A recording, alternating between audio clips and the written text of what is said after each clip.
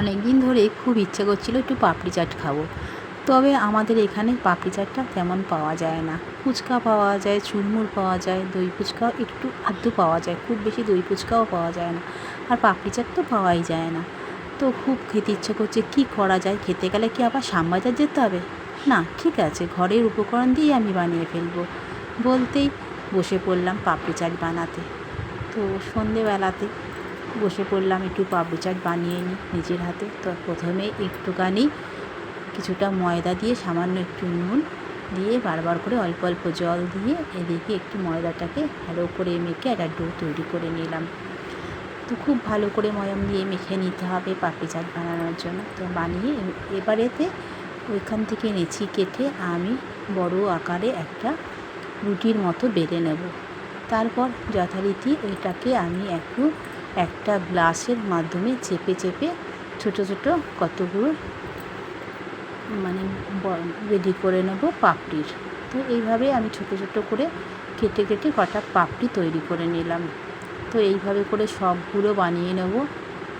তো বেশ আমার অনেক কটাই হয়েছে, কারণ আমরা তিনজনেই মোটামুটি খাবো বলে রেডি করে নিয়েছি। এবার একটা পুঁজের সাহায্যে এইভাবে একটু কেটে কেটে কাঁটা চামচের সাহায্যে এটাকে একটুখানি ছিদ্র করে নিতে হবে, যাতে এটা ফুলে না ওঠে।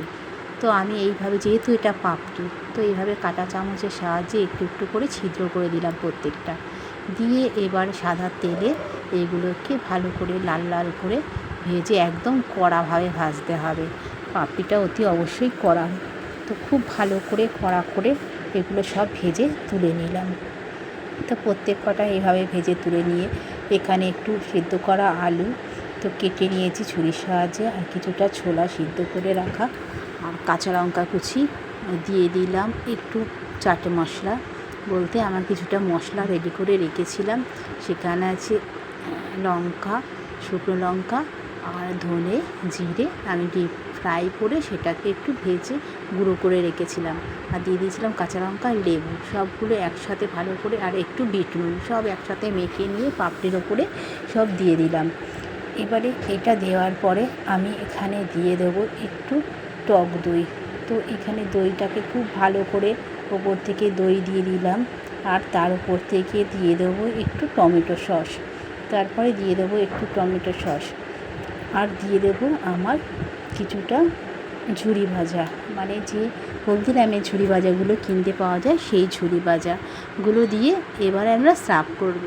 তো তিনজনে মিলে বসে গেলাম, আমি, আমার মেয়ে, আমার মেয়ের বান্ধবী, তিনজনে মিলে বসে পড়লাম এটা খেতে। তোমাদের ভালো লেগেছে? তা তোমরাও বানিয়ে খেও বাড়িতে।